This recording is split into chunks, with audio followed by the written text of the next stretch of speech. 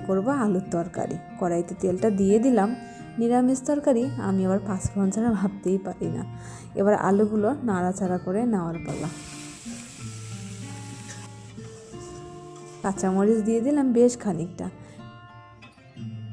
আর এই আলুগুলো হওয়ার ফাঁকে ভাবলাম আটাটা একেবারে মেখিয়ে নিই।